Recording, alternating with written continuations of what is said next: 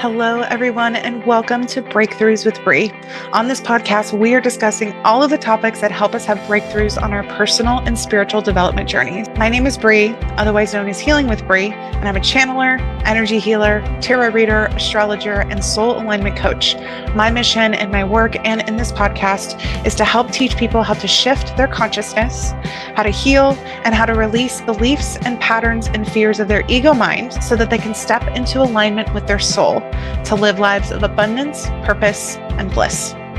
In these episodes, I will be sharing either through my own lens and my own channel or through the experiences of my guest, wisdom and expertise about healing, spirituality, psychology, personal growth, holistic wellness, mysticism, consciousness, and so much more. My hope is that these conversations help you feel seen and provide support and inspiration for you with your own personal breakthroughs. I hope you enjoy this episode.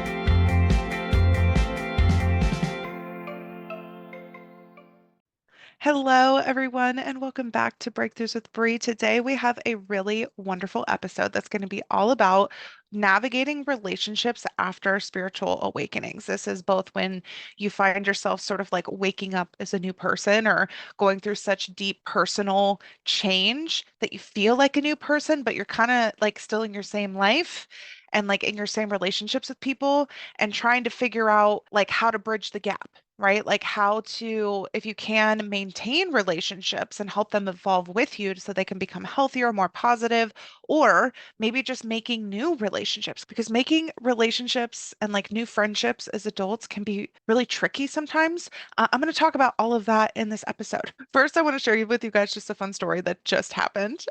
Because this is, I'll tell you what, these are the kinds of things that happen to me all the time and that prove to me that it is so important to follow your intuition and not to be so stuck in urgency energy that you like convince yourself you just have to go, go, go, go, go instead of listening to intuitive nudges. Okay. So I'm recording on Zoom and I have it set to where I can see in the top corner how long the recording has gone on for, right? So I started my recording, by the way, when I pulled up Zoom to start, it was 5:55 and I was like, oh my God, that's so cool. So like it took me a couple minutes on here before I actually was going to start like speaking for the episode. And I saw that the time that it elapsed was like 4 minutes and 33 seconds. One of my angel numbers is 444. And I just had this feeling of like, why don't I wait to actually start speaking and say like the welcome to Breakthroughs with Bree until 4 minutes, 44 seconds in. So I took like a second to take a deep breath. And I swear to God, right at 4:44 was when it turned about 6 o'clock my time. And I totally forgot that I had had an alarm on my phone to go off at 6 o'clock. And if I had started earlier, I probably would have been a little startled and like had to start over anyway. So the fact that I didn't have to do that because I just listened to my intuition about starting on one of my angel numbers and like got to turn off the alarm and not, like it just was a fun little, felt like a little angel wink that I just wanted to share with you. And now I feel even more energized having a cool little like spirit wink moment as opposed to maybe feeling a little bit discombobulated having to restart. And I just want to share like those are the little joys and like the little things that can happen when we just kind of like take a second and we relax. And again, we release a little bit of that urgency energy, which is really just fear energy, so that we can listen to our intuition and listen to our guides. Because I really feel like our intuition is always trying to guide us to a life that is taking us closer to the things that we desire, that's easier, that's more blissful, et cetera, et cetera. And that was my little example. So let's start at the top with this topic.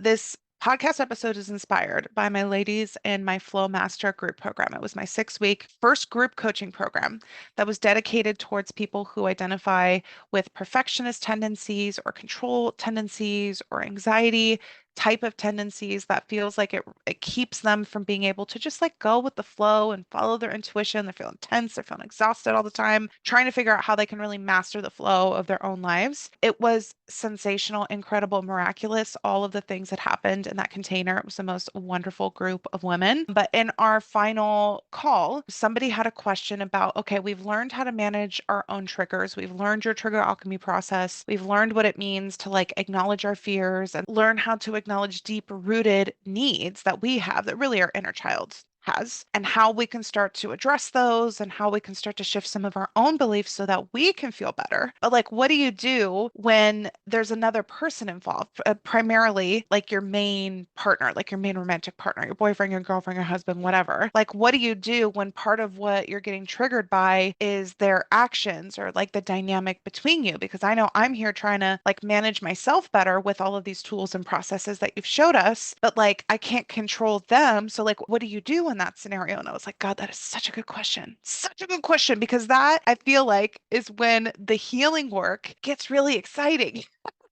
You're like, what? Brie, are you crazy? Yes, I'm crazy about this kind of stuff. It gets really exciting because not only can your own triggers help you meet yourself and understand yourself better, which is why I've like taken on this title of trigger alchemy coach, because I think our triggers are such a gift to us when we know how to utilize them. So anyway, they're teaching us stuff about ourselves, but the way that we get triggered by other people is also really healing, but in a slightly different way. I find that the ways that we get activated in relationships and we get challenged, either one, again, is pointing us back to ourselves and some work we need to do, which is always a gift, or it's showing us ways that we can actually advocate and take action for ourselves as it relates to other people and external circumstances, which is also a gift because that's something we have to do in this life. We can't just live in our own heads, like at some point, we got to go out there, we got to take some action, we got to move and groove out there with all the people. And so we also have to find that balance of how can we do that in a way that feels like it's an integrity and that it's in our best interest. That's also in the interest of other people. That saying of how can I take care of myself without harming other people, and how can I take care of other people without harming myself, right? Like you get to learn that dance when you start asking that question of, okay, I feel like I have a better handle on how I can start to manage my own stuff. But like, gosh, what happens when we're in relationship with other people? So that is where I want to start with all of this, is that situation when you've started to do that personal work, you're starting to feel that change. And now you're trying to figure out what does that mean for like other people that I'm connected to and that maybe aren't doing the same kind of work as me. And I'm trying to figure out how to navigate that relationship. Here's the thing that you need to understand. Relationships are always a mirror. Always, always a mirror. What has materialized in our external world is always a product of our inner world. We just don't understand it. And the beauty of it all is that this experience, this incarnation on this earth, really is an opportunity to understand ourselves better. And we're either understanding that because we're noticing signals and we're able to like perceive them and understand them. Or if we have not gotten to that place, then what happens is it manifests in our external world and we're able to observe it and learn about it based on how it's manifesting in our external world. So either way, we're learning about ourselves. We're learning like who we are. We're learning how to embody more joy and ease and peace and authenticity and all that kind of stuff. And sometimes we're also learning lessons about pain and frustration and suffering and etc. But really all of this is manufactured to be able to like know ourselves and grow more. Okay. And relationships are not the exception to this. So here is the first place that I recommend anybody start if they are trying to figure out how to navigate relationships after some sort of spiritual awakening or deep healing that feels like it's left you different, but in the same circumstances that you've been before. One, you need a really good set of tools and processes to manage your own shit, period. If you know that that's important, but you just don't know how to do that, then you need to go learn how to do it, period. Maybe it's a book, maybe it's a podcast, maybe it's working with a therapist, maybe it's working with a coach, somebody like me, but like you need a process for being able to check yourself first. That is always the first thing on my list, even when I get triggered in my relationship, because you better believe I still do. 100%. In my friendships, familiar relationships, in my marriage, like 100%. Okay. The first thing I do is sit and check myself and be like, is this primarily a Brie issue that I just need to work through, that I'm trying to project onto other people? Okay. I use my trigger alchemy process, which is me being able to do certain kinds of self inquiry to connect with where these feelings are coming from. If they are coming from, origin stories and early life experiences of unfulfilled needs and certain beliefs that I have about those needs getting met and all of this kind of stuff. There's so much juicy stuff in my trigger alchemy process to not only address whatever the issue seems to be, but actually how to shift the beliefs that make it a trigger in the first place so that you can actually move and change and heal the energy in yourself and move forward without feeling like quite the same about it. So you're not just like a record on repeat. That's the process that I use is I check myself like, is this my own issue? Is this something that I need to be doing for myself in some way? And I'm frustrated they're not doing it for me when really it's not their job to do it for me. right? Or if me being upset about this is really just about my own perception of things and not really about what they were doing or their intention behind it, right? You need a really good process for that. I mean, that's in any relationship, but especially if you're trying to come into your relationships more consciously, you got to have that down. Okay. I did want to share with you guys, I got some wonderful testimonials from the Flow Master program, and I think that these brilliantly articulate why it's so important to clean up your side of the street first whenever you're considering any sort of relationship issues with your partners, with your kids, with your work people, with your friendships, with your family. You gotta own your own stuff first. And I'm gonna read a little bit about what the participants of the Flow Master program said about how learning how to attend to their own stuff first and meaningfully really change their relationships even in as quickly as 6 weeks. So this is what somebody said. I can wholeheartedly say I am not the same person I was 6 weeks ago, and even loved ones around me have told me that they can tell that I've changed. I have come to recognize I've had a subconscious narrative playing in the background pretty much all of my life, and it was neither true nor fair to carry with me. I've been able to explore the origins of these ideas, start to make peace with them, and start to rewrite my story for safety and self-care. I was legitimately skeptical that I could have confidence to show up differently and more confidently in such a short amount of time and more easily than I expected. Easy is relative because it did take hard work, deep vulnerability, and accountability, but the level of growth I achieved is far beyond the level of effort that it took. I'm actually really looking forward to continuing my healing journey. I have a much better appreciation for the role of stress management, self-care, and personal responsibility for my own growth and healing. I'm able to have much more challenging, tough, and raw conversations in my relationships without being triggered. And where I am triggered, I'm able to recognize it's happening so I can better manage them. And because of that, I am a better girlfriend, daughter, and friend. Hearing it straight from the people, folks, when you have a system to be able to notice your own triggers, notice your own patterns, and attend to them first, not only are you creating more peace for yourself, but I feel like it also creates more conviction when it's not a you problem, because that's how we transition into this conversation with other people. It's starting to have a little bit of clarity of, yes, I can see my part in this, but I can also see what part in this is not mine and it's yours. And it's really important to understand that as well. I find with a lot of people who are attracted to my work because, hello, I dealt with the same thing, and we just attract different versions of ourselves oftentimes, is that we tend to take over responsibility for other people's parts in it. We think that it's our faults that the whole dynamic is messed up when really we just have a part in it. You know what I'm saying? Or if we have acknowledged our part, we're also thinking this other thing that's not happening or going according to plan is also because we're somehow being deficient in some way, but really it's that person not stepping up to the plate. We have to learn how to be able to identify which space is ours to take up and which space is theirs. And if we're reaching into their space that they need to take up, person in the relationship with us, again, this can be our partner, it can be friends, it can be family, it doesn't matter. If we're reaching over and filling up their space, they never have the opportunity to meet us in an equitable relationship. You will continue to manifest in equal and non-reciprocal, non-mutual relationships if you don't know how to meaningfully manage your own stuff and identify what's yours, which just in itself helps you identify what's not yours. Because again, you'll continue to reach and try and fill space in the relationship that's not yours. So all of a sudden you're doing 80% of the emotional labor to even maintain the relationship, and you're resentful and you're exhausted as to why that is. Why can't they do their part? It's because you won't let them.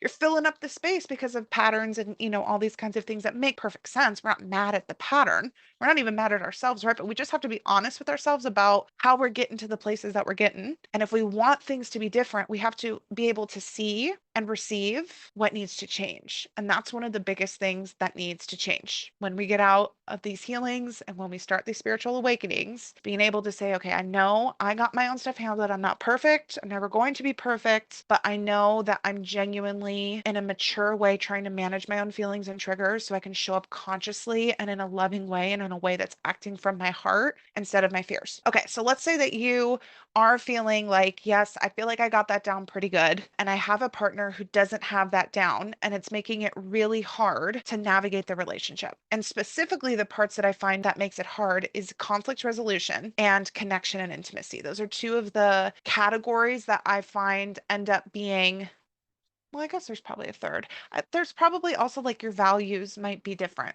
You might realize, like, with you changing so much, you might understand that your values are probably different than you thought they were. So I guess a third one could also be like a misaligned values things. But for sure, some of the areas that you will notice that you'll notice most drastically is issues with conflict resolution. Maybe they're not really available for connection and intimacy in the relationship, which is important in any kind of relationship, especially romantic relationships, but this is also familial and friend relationships, right? And then, like I said, if you're noticing that there's like a misaligned values or whatever, that can be an issue. So I'll speak to all three of those, how I would approach those if there were issues there, and you can see if that's helpful for you. Okay. And this is going to be in the interest of figuring out if it's a relationship that can evolve with you and that you can maintain, or if it's one of those that was meant for you for a season. And if it's not meant for you now, then it's best for everybody involved that you all just move your own way. Because if it's not good for you, it's also not good for them. It doesn't serve anybody to hold on to relationships where people aren't really vibing with each other. Like, let everybody move on and vibe with their people. Let them find their soul tribes. You know what I'm saying? Okay. So let's start with that last one, the misaligned values. Misaligned values might be things like the way that you think about money. Maybe, of course, this can be how you manage it, but it also might be just like the role that money plays in your life and your philosophy about money. This could be the role that like health and fitness plays in your life. And a big one that comes up in spiritual awakenings is sort of like a social consciousness, like caring about social issues or charity, or like how much the consideration of those things comes into your lives. Is it something you talk about? Is it something you take action on? Is it something that you agree that you want to like put resources towards? It's especially important in a romantic relationship, but again, can impact other ones as well. That's a really big one. And then also another value is personal development, right? Is personal growth. There's a lot of people out there who say that they want to be their best selves, but they're just not in a place of actually putting action into that. They either just don't have the skills, capacity, or motivation to do that, to go to therapy, to read a self-help book, to listen to a podcast, to sit down and contemplate things,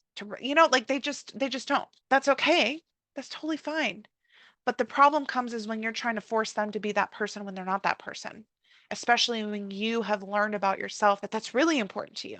Okay. Those are examples of values that could be different now that you've noticed are different now that you've had a spiritual awakening. Another one could be one that's like being conscious of like the earth energy, which is kind of another social issue, but these are just all examples. Okay. Here is what I would recommend. First of all, I find that when we start drinking the Kool-Aid on a new cause, one of the things I see people do, and again, I've also done this, so this is really no judgment.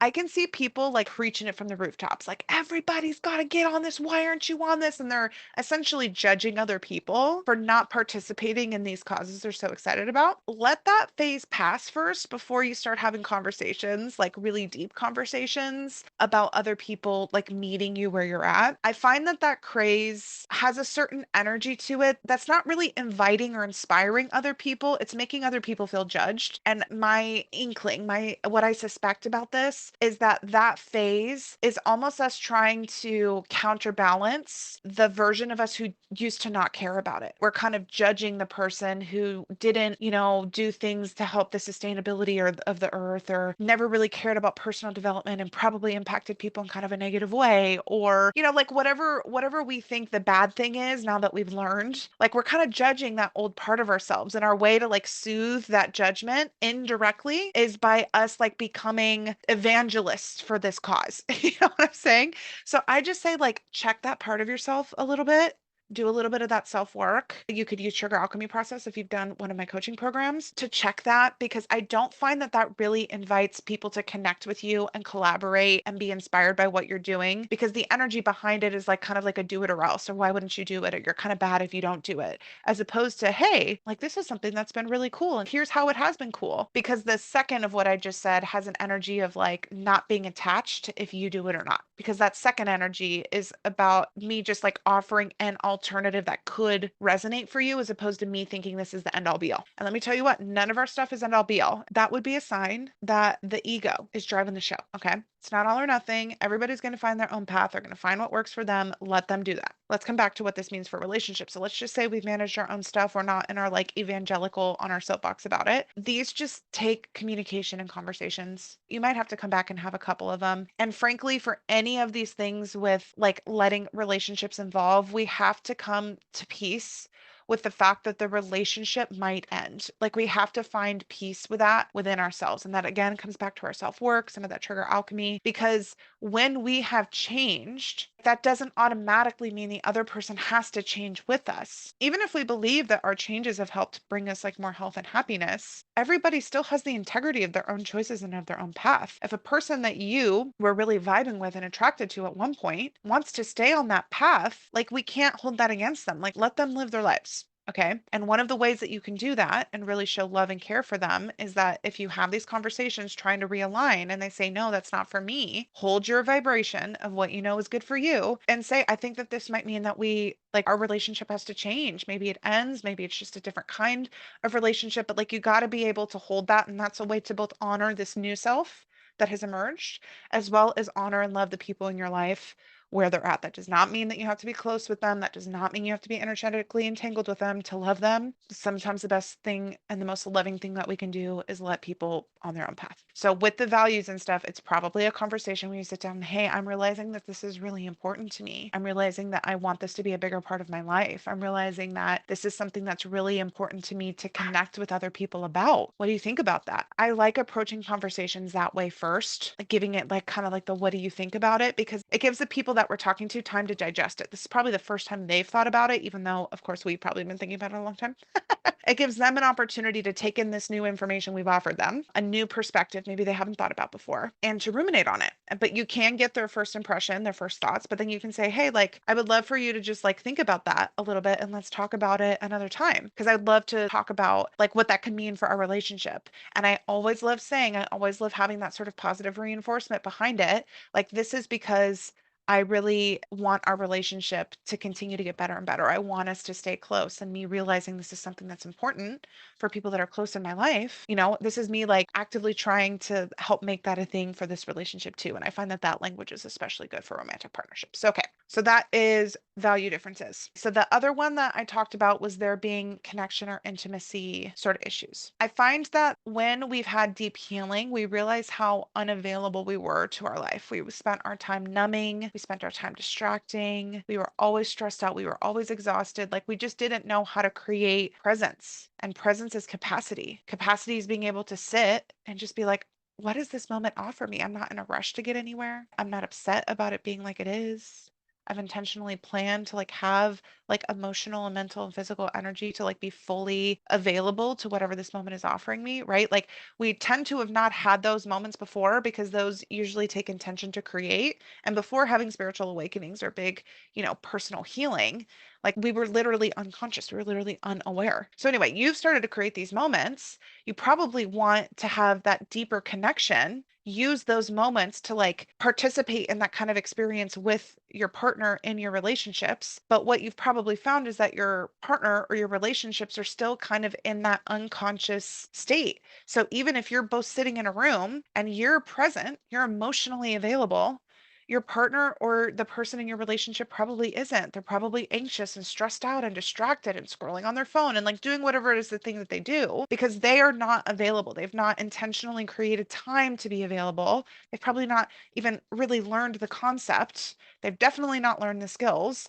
And so far, they have not exhibited the motivation to do that. Okay. I approach this the same way I do the values thing and having a conversation. Okay. Again, this is not attack. This is not a critical of people, but this is just an important thing to communicate when you realize that there's something that's misaligned if you want the relationship to be aligned, right? Very similar as before. I may or may not have had the same conversation with my husband. So I really, really relate with all of you guys on this one. It's coming and saying, hey, like, do you notice that sometimes, like, when I'm trying to make an effort to talk, or, in times where we could be having the opportunity to connect, it seems like maybe like you're really tired or you're really distracted or you're on your phone. Like, have you noticed that? See what they say. And again, this is not coming from a critical place, and you can tell them that. And say the reason why I bring this up is because I really want to continue to like be more connected to you. Like I really love quality time with you. And it feels like we don't get to have a lot of quality time because even when our time is technically free, it seems like you're not really here. And I can understand why, because you got all this stuff going on and you're stressed and you're probably a little anxious. And I really get that because I have to like manage and deal with that kind of stuff myself. But I really want to try and figure out a way to where we can figure out times when we are both like mentally, emotionally, physically present and can really truly have that quality time because I want to be more connected to you. Like, what do you think about that? What could that look like? Like, what are some things that you think you could do to be available for that kind of stuff? Like, what are some ways that we can do that, right? You might have to have that conversation a couple times. And again, I highly recommend that not coming from a place of like, you're not doing, why aren't you doing? Like, you know? But again, and framing it like I want to be more connected to you. And this is a way that I'm thinking would be really cool. Again, you might have a partner who's really resistant to that. And yes, you can try to approach it with an energy that's super non-judgmental, that's doing everything that you can to invite them to meet you in that place. But if they truly are not having it, what they are showing you with that is that they do not have the skills, the capacity, or the motivation to become a person and to make the effort to be a partner who has capacity for truly connecting with you. I'm going to say that again. If they are truly resistant, they're not listening to you, they're not hearing you, they're not showing up to do the things that they're saying that they're going to do, they're being unnecessarily combative, they're being defensive, they're not willing to do any of the self work or self reflection to help meet you in that, then what that is showing you is they are not a person in this moment who has the skills, capacity, or motivation to show up for you in the way that you want in a relationship. That can be so, so hard to realize. But if you want relationships with people who have the skills, the capacity, and the motivation to do their own self work so they can have capacity and show up for you, you've got to recognize that. You've absolutely got to recognize that. Okay. And then the conflict resolution one is also very similar to all of these things, but this also does take a little bit of like learning and training. Okay. The trigger alchemy stuff is so important for conflict because we got to realize that in conflict, we are perceiving what's happening a certain way. We're perceiving it through the lens of our own triggers, of the lens of our own traumas. We've got to be able to own that while still being able to point out behavior that is not healthy and not in alignment with the values of the relationship. There's a way to do both, but that can be a skill that can be really hard to learn if you've never been modeled it. And it takes both people being willing to do both of those things that I just said in order for conflict resolution to actually be able to happen in a healthy way. Couples therapy, again, coaching work, there can be books, there can be podcasts. Like there's so many resources out there to start to learn how to do this, but your partner has to be willing, has to have capacity and the emotional skills and maturity to at least start, and they have to have the motivation. If they're not coming through when you've had conversations about trying to do that to actually get better about it, then like they're showing you what they're showing you. Okay. Conflict resolution is a really important part of any healthy relationship, especially as you're becoming more conscious and doing your healing work. Conflict is inevitable. It's not a sign anybody's doing anything wrong, but your ability to check in with yourself and say, okay, this is why I feel like this bothered me. And that's on me to manage. That's not you. I am going to do the work to manage that. But this is the story I was telling myself. And this is what would make me feel a little bit more safe in the relationship moving forward. What do you think about that? What was your perspective? Right? Oh, let me take in that information of your perspective. Let that change things in me a little bit. Like what bothered you in this situation? What adjustments can I make that feel like I'm still being in integrity, but I can make to make you feel more respected or safe in the relationship, right? Like the ability to be able to do that with a partner, critical. With a friendship, critical, right? For any relationship that has any sort of intimacy, like emotional intimacy, because what that is creates trust. It creates trust that even if, things get a little wonky, there is some sort of rupture, that you can still trust them to manage themselves and to also be conscientious and caring of you, and that they're willing to make adjustments and invest energy to create safety and respect again. Right? Like you can't have that kind of real intimacy with people emotionally without that level of trust. And you really have trust in relationships by being able to know that you can navigate conflict. So, and that one is not so much just a one conversation. It's saying like, hey, like it would really mean a lot to me if we could just learn some new tools to navigate conflicts. Like, I'm sure you're not enjoying this. I'm not enjoying this. Like, I would really love for us to be able to do this really peacefully. Would you be down to join me on this journey to figure out how we could do it better? It could be as easy as that. So anyway, those are some of the areas that you might need to address in relationships with people when coming out of a spiritual awakening. Now, here's the fun part is making new relationships. I'm going to take a quick break and we're going to come back and we're going to talk about trying to make new relationships and new friendships when we're in this new energy and we've had this glow up, this energetic and spiritual glow up, how we can start to find those people. I'll be back. All right, I'm back. Making new friendships, new relationships after a spiritual awakening. The first thing that I got to say is embrace who you are and be so potent in your energetic frequency that it becomes a no-brainer that you're going to magnetize your people. That's like the underlying magic sauce of all of this, okay? Part of what I really believe healing is, spiritual awakenings are, personal development is learning more of what you are, of who you are, of what you like, what you don't like, what comes easily to you, what doesn't, what you're naturally interested in, what you're not, and just like understanding and appreciating the uniqueness and the power of who you are. So that's part of this whole journey. The things that you think make you kind of weird, but also kind of special, like all of that. Okay. It's embracing that without being judgmental of your own self, like actually liking those things about you. Okay. Let your freak flag fly when you're trying to make more conscious and authentic and mutual relationships. You have to be 100% yourself. Here's the thing that trips people up though. In order to be so strong in the vibration that attracts people, you also have to be in the vibration that would repel people. And the repelling people is what gets our ego mind all freaked out and then gets us sucked into old patterns that make us get small and start to mask ourselves again. Okay. And when we start masking ourselves, then it starts to be hard to attract and connect with people. And it feels a little wonky. I just have to tell you, it is okay to repel people. And again, you got to learn how to do some of that like trigger alchemy work with yourself when repelling people seems like it's the end of the world and that it makes you bad or whatever the story is that you tell yourself. Like you've got to learn how to change those beliefs, how to shift that pattern, or else you are never going to be able to embody your authenticity, your purpose, and find meaningful relationships. You're just not. It's like a chain that's gonna keep you down your whole life, telling you. So repelling people is good. It's such a good thing. Let them go find their people. There's people out there for them, and it's just not you. It's okay.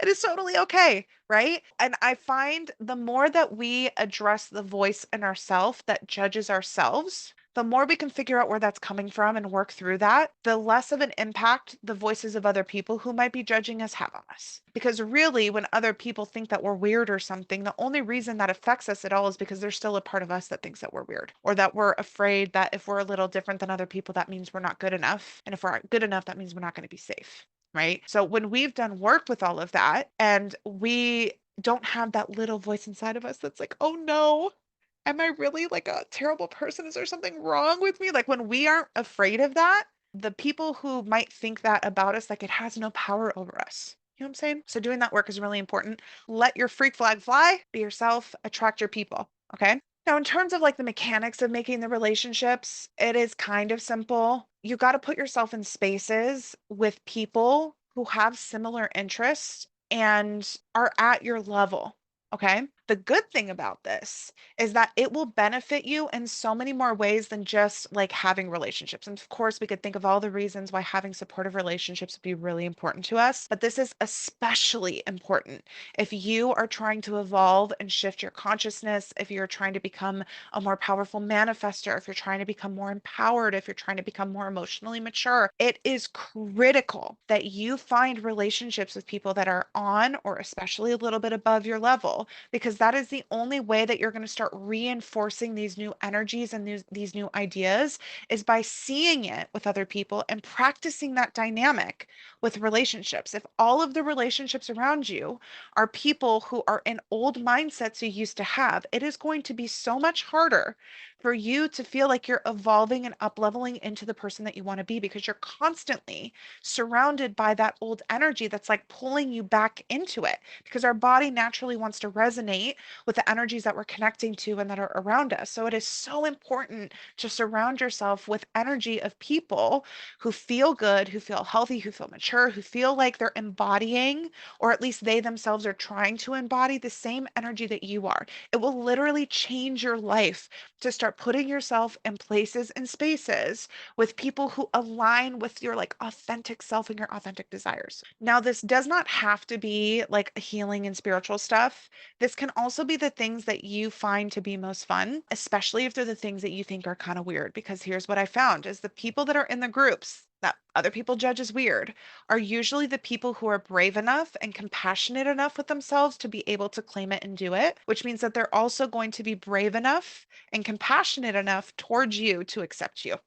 Okay. And I don't care what it is. Like one of my things, it's not like I don't think anything's actually really weird, but like something that other people might call weird is I fucking love fantasy books. I love them. I think they're so fucking fun. Sarah J. Maas and the Fourth Wing books and like all these other ones that I've read too. I love them. They are so much fun. I love connecting with people who just love all the theories and love like connecting with these fictional characters. And I love a movie and a TV show. And like it is so joyful for me to connect with people who get it. You know, especially if they're talking about these books and the way that like these characters are healing from traumas and like it's a place to play out empathy and to play out like seeing the psychological development of people. That's one of the things that I love most about it. Like especially if I'm connecting with people who get it on that level. Oh my God, I'm so fulfilled. I love it. Like I'm with my people, you know? Like, what is like your version of that? Is it like anime? Is it cosplay? Is it knitting? Is it garden stuff? Like, what is like the things that other people might think is kind of weird, but that you actually like? And is there a group that feels positive and empowering that's also into that that you can put yourself around? That's going to be so healing for your inner child. Now, for the continual personal and spiritual development, put yourselves in groups of people who are also doing personal development and spiritual development. It is so important that you do, especially if you were not raised like in families who were spiritual or did this kind of stuff. It can be so isolating to try and figure out how you can have this more empowered and connected mindset and way to look at the world if you've never seen an example of it. And if you don't have people who can help you like work through ideas and affirm new ways of thinking and start to release like old judgment and shame of yourself. Like we literally need healing and growth in relationships. And if you want to be up leveling your thoughts, the person that you're in relationship with has to reflect the vibration and the energy and that same type of thing that you're trying to grow to. So please, if you are really trying again to up level your energy, your development and what is possible for yourself, you have to put yourself in groups of people. That is one of the most valuable investments that I have made in my career, in my personal relationships, in my health, and in myself is by putting myself in spaces with groups of people who are also caring about and investing their energy. It's a priority for them to be improving themselves personally and spiritually. Okay, that doesn't not have to be something serious. Like I love Mystic Michaela Spiritual Family, MMSF. This is one of the reasons why I think that that community is so powerful is because people are literally like thirsty, like they're dying to connect with people who get it and to be able to come into a space with other people that do. It's like, oh, thank God, right? Like finally, I don't think I'm crazy. Like, wow, somebody had this great idea, or wow, it was so powerful to get affirmation. Like it's so wonderful. Whenever they had meetups, I would go. Like the investment of going was more than just about like a trip. It was about literally putting my body, my energy in the room with other people's energy who were trying to do the same things as me. People talk about like quantum leaping or jumping timelines or whatever. Like that is one of the quickest ways to do it. Okay. I've also done like group coaching programs, I think is really, really powerful if that's something that you're seeking. If it's a little bit less about like one really specific thing that you definitely want to get knocked out because that's sort of like one-on-one customizable, like really getting into whatever the topic is deeply. That happens in one-on-one programs really well. Group programs might be a little bit more general, but you're getting the benefit of like the synergy on other people's thoughts and their takeaways and the relationships that you're making. And again, just benefiting from being in the room with them is so, so big. Some of the group coaching programs I've done have been some of the most valuable experiences that I've had in my whole life. So much more than just the time I was spending in it. My Flow Master group program reflected the same thing. Like we were all so sad the last call. We're like, we're gonna stay connected, I swear, because it was just so lovely having that kind of support and seeing the possibilities of what could happen with other women. Like it's just so, so, so important. Another idea, and this is something that is going to be available really soon, is I'm going to be doing a book club. And really the main intention of this is the community piece. Okay. Because I totally understand how hard it can be to find spaces with other people that are not so big because I kind of have a little bit of like an introverted thing too. And like in really big groups, it's hard to form connections. And where the way that they're run and the way that they're crafted is specifically so people can make relationships together. They can interact together as opposed to everybody just being in the same space. Like, how can we really like communicate and talk and like get a little friendly, you know? That can be kind of tricky to do and it can be hard to find those places. I would love to do that. I would love to host that for like a group of small a smallish group of women, and who knows, maybe some guys want to join too. But it's all going to be oriented around a book, and it's going to be oriented around Happy Pocketful of Money. This book is all about learning how to truly tap into your manifesting power in the universe. The first couple of chapters have some like quantum physics stuff in it, so you actually know how the laws of the universe work so that you can make them work for attracting in more abundance, joy, money, wealth into your life. And I think it's going to be really powerful to have a group of people who are all interested in learning how to do that. Like they're like, I really want to be able on an energetic and a spiritual level to be really aligned with the energy of wealth and money. Like to be curious about that is also meaning that you're really curious about learning your own power to create your reality. Means that you're willing to like self-reflect about your own role in things. And I find too that people who are attracted to this kind of book, like they're willing to put in the action to finally see the change. And gosh, this was me for so long. I was like saying I wanted things with money to be different. And I was saying that, but I was only kind of half-heartedly like trying to make that happen. I wasn't really doing the action to be like, okay, how can I make it different? Like, how can I really make something change? And doing something like, investing in a group that's like whole purpose is going to be digesting and reflecting and collaborating on how this book is changing them and influencing the way they think and how they're applying the topics of this book to their life, like taking action to put yourself in that space and like commit to being involved and engaged in that space, like that is how you're going to see change. So there's kind of like a two-parted like thing for this particular book club. Is one, is it important to you to find community and relationship with other people who are doing the same kind of growth and spiritual work as you? Is that something that you really crave in your life? And two, are you ready to have your relationship with money and your ability to feel confident to bring it into your life, abundance and joy into your life, and really understand what all of that even means? Like, are you ready for that to be different by the end of the summer? Like, are you ready to be like, yep, if I got to spend 10 minutes a day reading and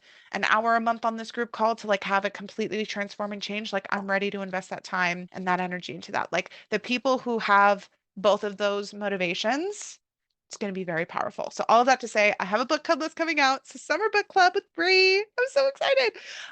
That's going to be all around Happy Pocket Full of Money. The wait list for the book club is going to be in my link tree. So go to the show description, go to my link tree, and depending on when this airs and when you're listening to this, it will either say sign up for the wait list or sign up for the book club if it's active. I'm going to have less than 20 people in this group because I really, again, want it to be intimate enough to where we're actually forming relationships and people who are a little bit quieter can still find ways to engage. There will be a monthly Zoom meeting so that there's plenty of time to read the books in between. And we're going to have a WhatsApp group chat between all of the meetings where we're actually going to be talking and engaging and all that kind of stuff with each other over 4 months. 4 months. The first meeting is going to be at the end of May. That's not going to be a meeting where we will have need to read chapters. It's going to be our kickoff meeting. I'm going to do a fun little like energetic activation for our intentions. And then the first meeting in June will be when we start talking about the chapters in the book. And then our last meeting will be at the end of the summer. So if it sounds like something you would really enjoy to have a summer book club, to be able to connect with some really wonderful gals to transform, your relationship to manifestation and to money and abundance in your life, and to do it while building relationships with like your soul family, then I invite you to join me. So check out the link in my show description. I would so, so love if you joined us, if you feel moved. Don't hesitate to send me a message with any questions. This is something I do hope to do again. So if maybe this book isn't really feeling like it's for you, I am going to be doing different kinds of topics and different kinds of books for people. I really feel like this is something that I would love to do often, is create like little mini communities. So just keep an eye out. But if you are feeling moved for this one, please join because it's going to be a really, really fun time. Okay, so that is everything that I have for you about relationships post spiritual awakening and post healing. I hope that this was supportive to you. You deserve to have healthy relationships. You deserve to have mutual relationships. You deserve to have equitable relationships. And you learning how to create that for yourself via your actions and how you advocate for yourself is a really important part of personal and spiritual development. It's both you taking care of yourself, but you also learning how to create space and manage healthy relationships. Sometimes that does mean advocating for yourself, seeing that a relationship is just not aligned. It's just not capable of giving you that experience you want in a relationship and letting it go. And that it also means attracting in and building up relationships that do look like that. It's one of the magical elements of life, one of the best things that you could have ever invest your time into doing. And I hope this episode helped you feel a little bit more empowered and a little bit more inspired to do that. I hope you all have a wonderful week, and I will see you next Monday for more breakthroughs. Bye, everyone. Thank you for listening to this episode and for tuning in to Breakthroughs with Bree. Please share your favorite episodes with your friends and loved ones, and please like, subscribe, and rate the podcast on whatever platform you're listening to it, as it helps me continue to create these episodes to help support your breakthroughs. I would love to stay connected with you, so please follow me on social media at Healing with Bree. Please check out my website at healingwithbree.net, which will always have the most up-to-date information about the services that I'm currently offering. And please consider using the link in the show descriptions to subscribe to my email list so you can be the first to hear about any offerings. You can get all of the free resources that I offer, as well as get my weekly channeled messages. My deepest love and gratitude to you, and I can't wait to have more breakthroughs with you next week.